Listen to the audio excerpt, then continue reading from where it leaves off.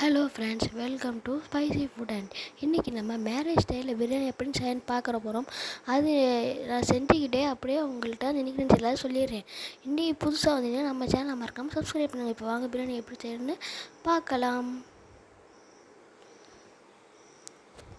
First கடாயில் 150 ml எண்ணெய் ஊற்றிக்கலாம். ஊற்றிட்டு பட்டை 4, கிராம்பு 2, ஏலக்காய் 3 சேர்த்துக்கிட்டு அது நல்லா வதக்கலாம். அது நல்லா பொன்னிறமாக பொரிஞ்சு வரணும்.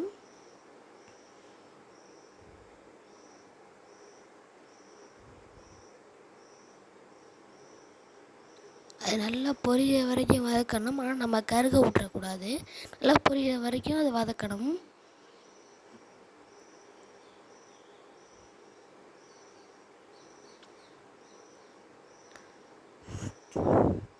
நல்லா வதக்கிக்கிட்டே இருக்கணும். நம்ம கருக விடக்கூடாது.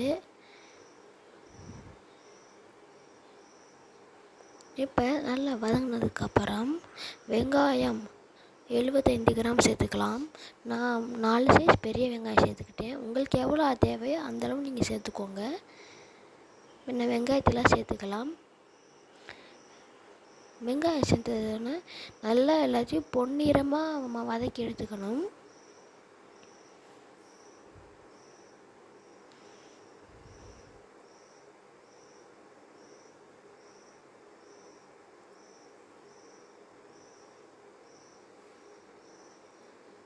நல்லா வதக்கிக்கலாம். இந்த மாதிரி நல்லா கோல்டன் ப்ரௌன் கலரில் வரணும். அப்போ தான் உங்களுக்கு பிரியாணி டேஸ்ட்டு சூப்பராக வரும்.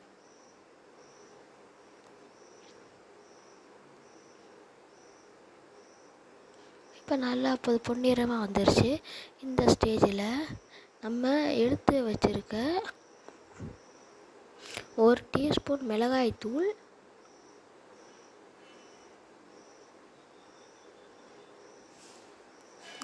சேர்த்துக்கிட்டு நல்லா வதக்கணும். நம்ம வெங்காயத்து போடுறப்பே மிளகாத்தூள் சேர்த்தா நமக்கு பிரியாணி நல்லா கலர்ஃபுல்லாக வரும். அதனால தான் நம்ம வெங்காயத்துலேயே அதை சேர்த்துடுறது. இப்போ நேற்று நம்ம நல்லா வதக்கிக்கலாம்.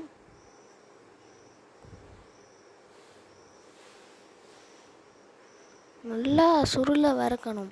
அப்போ தான் அந்த காரத்தோட டேஸ்ட் இந்த வெங்காயத்துக்குள்ளே இறங்கும். அப்போ தான் நமக்கு பிரியாணி நல்லா டேஸ்ட்டாகவும் வரும், கலர்லெஸ்ஸாகவும் வரும்.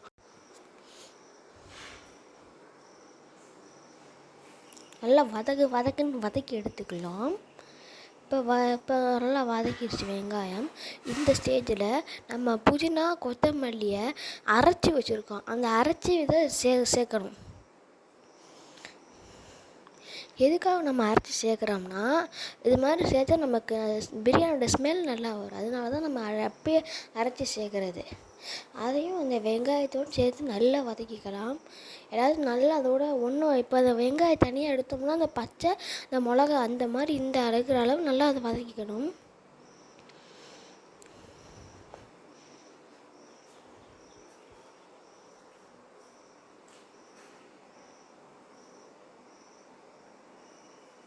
இந்த பிரியாணி பிகினர்ஸ் கூட ஈஸியாக பண்ணிடலாம். அவ்வளோ சிம்பிளாக சொல்லியிருக்கேன்.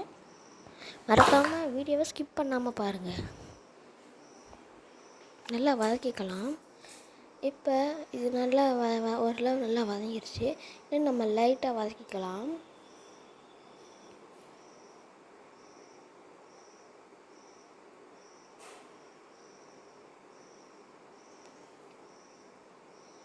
நல்லா வதக்குன்னு வதங்கிடுச்சு. இப்போ நம்ம இதில் சிக்கன் பீஸை சேர்த்துக்கலாம். நம்ம இன்றைக்கி 1 கிலோ சிக்கன் பிரியாணி செய்ய போகிறோம். அதனால் நான் 1 கிலோ நாட்டுக்கோழி சேர்த்துருக்கேன். அந்த நாட்டுக்கோழியோட நல்லா மிக்ஸ் பண்ணணும் எல்லாத்தையும் சேர்த்து. சொல்ல மாட்டேன், இந்த சிக்கனை நம்ம இதுக்கு முன்னாடி நான் 10 நிமிஷம் வேக வச்சு எடுத்து வச்சுருக்கேன். வேக வச்சு எடுத்து அதில் சேர்க்கணும். வேக வைக்காமல் சேர்க்கக்கூடாது. நல்லா இப்போ கிண்டிக்கலாம். இப்போ ஓரளவுக்கு நல்லா வதங்கிடுச்சு. இந்த ஸ்டேஜில் நம்ம அரைச்சி வச்சுருக்க இஞ்சி பூண்டு பேஸ்ட்டை நல்லா சேர்த்துக்கணும்.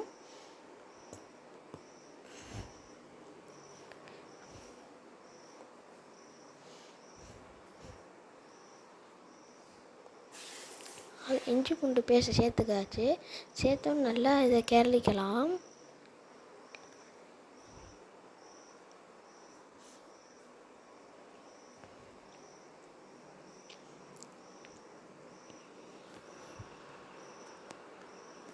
அடி பிடிக்க விடக்கூடாது. அடி பிடிச்சா அந்த கருகின வாசனை நமக்கு வந்துடும். அதனால் நம்ம கைவிடாமல் அதை கிளறிக்கிட்டே இருக்கணும். இப்போ ஓரளவு கிளறிடுச்சு. இன்னும் நம்ம கொஞ்சம் கிளறணும்.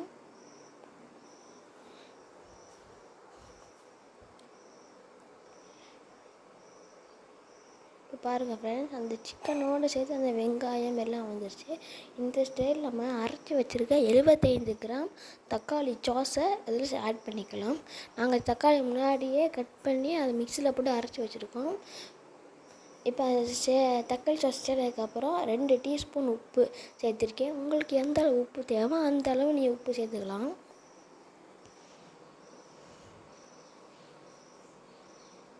அந்த தக்காளி சாஸ் உப்பு எல்லோரும் சேர்ந்து நல்லா மிக்ஸ் ஆகிற வரைக்கும் அதை நம்ம நல்லா கிண்டிக்கிட்டே இருக்கணும்.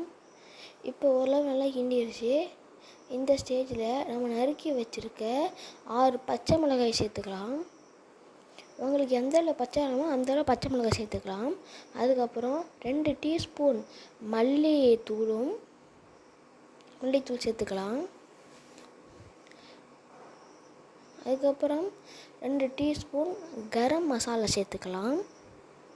உங்களுக்கு எந்த அளவு வேணுமோ அந்த அளவு நீங்கள் சேர்த்துக்கலாம். நான் சொல்கிறத செஞ்சு பார்த்தீங்கன்னா உங்களுக்கு வீட்டில் சூப்பராக பிரியாணி வரும். இப்போ சேர்த்து அது நல்லா கிளறிக்கலாம். நல்லா அந்த மசாலா, அந்த கரம் மசாலா, மல்லித்தூள் எல்லா இடத்துலையும் ஸ்ப்ரெட் அளவு நம்ம நல்லா இதை கிளறிக்கணும்.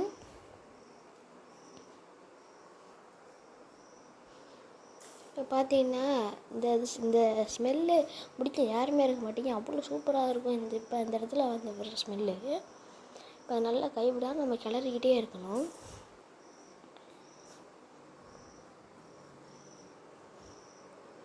நல்லா கைவிடாமல் நம்ம கிளறிக்கிட்டே இருக்கணும்.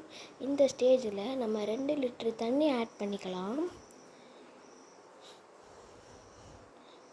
நம்ம தண்ணி ஆட் பண்ணதுக்கப்புறம் ஓரத்தில் உள்ள அந்த ஒட்டி இருக்கிற அந்த இதெல்லாம் எடுத்து வரணும். ஏன்னா அது அப்படியே வச்சுருந்தீங்கன்னா அது உங்களுக்கு கருகி அந்த கருகின வாடை கொடுத்துடும் பிரியாணியில். அதனால நல்லா இருக்காது உங்களுக்கு அந்த டேஸ்ட்டு. அதனால் ஓரத்தில் உள்ளதை வலிச்சிக்கோங்க. உங்களுக்கு எவ்வளோ உப்பு தேவையோ அந்த உப்பை நீங்கள் எடுத்து டேஸ்ட் பண்ணி பார்த்து போட்டுங்க. இந்த ஸ்டேஜில் நம்ம இன்னும் 1 ஸ்பூன் மிளகாத்தூள் ஆட் பண்ணிக்கிறோம். இப்போ நல்லா தண்ணியை தண்ணியை கலட்டி விடலாம். இப்போ தண்ணி நல்லா கொதித்து வந்துருச்சு. இந்த ஸ்டேஜில் எடுத்து வச்சுருக்க 1 கிலோ பாஸ்மதி அரிசி சேர்த்துக்கலாம்.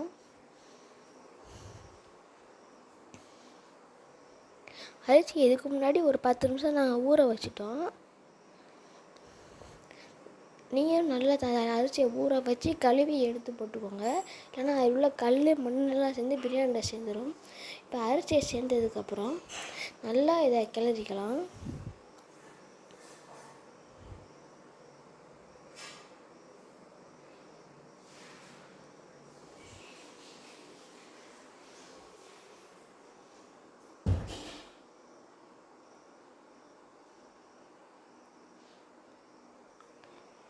அதுக்கு நம்ம அரிசியை ரொம்ப கிளறினோம்னா நமக்கு அரிசி உடஞ்சிரும். நம்ம எல்லாம் அப்போ அரிசியை சேர்ந்ததுக்கப்புறம் நம்ம அரிசியை நல்லா கிண்டிக்கலாம்.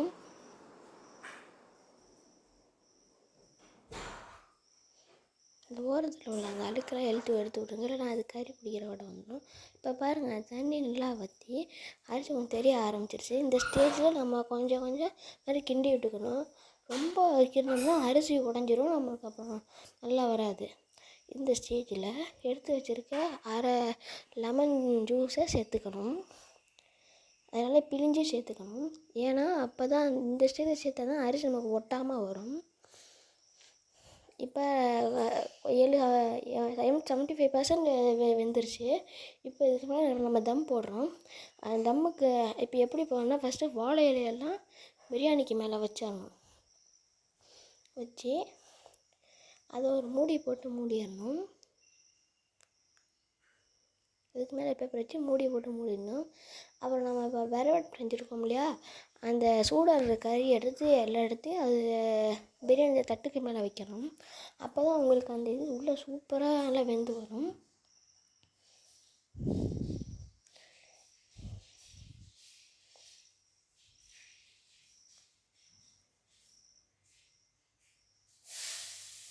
இருக்கிற எல்லா கறி கொட்டையும் எடுத்து மேலே வச்சுக்கலாம்.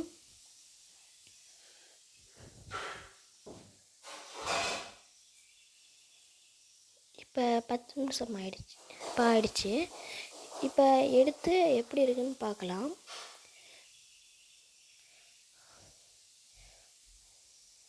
பிரியாணியே ரொம்ப சூப்பராக இருக்குது. பிரியாணியை பார்க்கலாம். நல்லா சூப்பராக இருக்குது. இன்னொரு விஷயம் சொல்ல மறந்துட்டேன். நீங்கள் தம்மு மொத்தம் 20 மினிட்ஸ் தம்மு போடணும். நீங்கள் இப்போ பிரியாணி லைட்டாக எடுத்து கிளறிக்கலாம். இப்போ பிரியாணி நல்லா 20 நிமிஷம் தம்மில் போட்டு நம்ம எடுத்தோம். சூப்பராக வந்திருக்கு. அது மேலே நல்லா கொஞ்சம் புதினா கொத்தமல்லி ஆட் பண்ணி கொஞ்சம் கிண்டி விடலாம். பிரியாணி மணக்க சூப்பராக ரெடி ஆயிடுச்சு. உங்கள் வீட்டில் எப்படி இருக்குன்னு சொல்லி கமெண்டில் சொல்லுங்கள் ஃப்ரெண்ட்ஸ். இதில் நீங்கள் தம்மு வைக்கிறது இடையில 10 நிமிஷம் எடுத்து ஒரு தடவை கிளறி விட்டு திருப்பி தம்மு வைங்க. இல்லைன்னா உங்களுக்கு அந்த இது அடி பிடிச்சிக்கும், புரியாது. இப்போ வேறு நமக்கு பிரியாணி மணக்க ரொம்ப சூப்பரான ஒரு பிரியாணி வந்துருச்சு. இந்த ஸ்டேஜில் நம்ம ஒரு 50 கிராம் நெய் ஆட் பண்ணிக்கலாம். நெய் ஆட் பண்ணி நல்லா கிளறிக்கலாம். இந்த ஸ்டைல் நெய் ஆட் பண்ணால் நமக்கு ரொம்ப வாசனையாகவும் வரும், நல்லா டேஸ்ட்டாகவும் இருக்கும். எப்படி பிரியாணி செய்யணும்னு பார்த்துருப்பீங்க. இந்த வீடியோ பிடிச்சா எப்படி இருக்குன்னு உங்கள் வீட்டில் ட்ரை பண்ணி கமெண்ட் பண்ணுங்கள்.